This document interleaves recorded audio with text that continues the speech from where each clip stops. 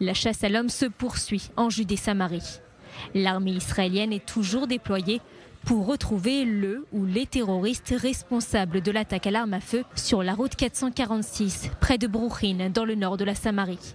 L'attentat a coûté la vie à Tsela Gez, une femme de 30 ans qui se rendait à la maternité pour donner naissance à son 4e enfant. Son mari, qui était avec elle dans la voiture, a été légèrement blessé. Le bébé, né par césarienne, se trouve toujours en soins intensifs, dans un état grave mais stable. Nous avons vu un véhicule sur le bord de la route, criblé de balles. À l'intérieur se trouvait la conductrice, une femme d'une 30aine d'années, inconsciente et grièvement blessée.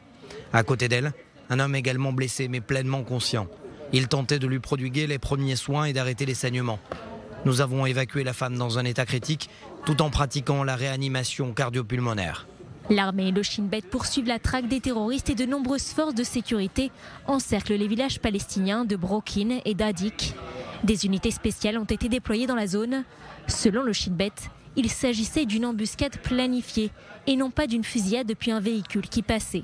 Tsela était une femme dévouée mais souriante qui a été assassinée alors qu'elle était sur le point de donner la vie. Le sang juif ne peut être versé aussi facilement. Il s'agit d'une scène récurrente d'attaques terroristes et la réponse de l'État d'Israël ne peut se limiter à une déclaration aux médias. J'exige que les forces de sécurité agissent comme elles le font à Gaza pour éradiquer les foyers du terrorisme. Les services de sécurité se préparent actuellement à des actes de vengeance et des manifestations violentes de la part de certains habitants des implantations. Une évaluation de la situation a été menée pour éviter tout embrasement.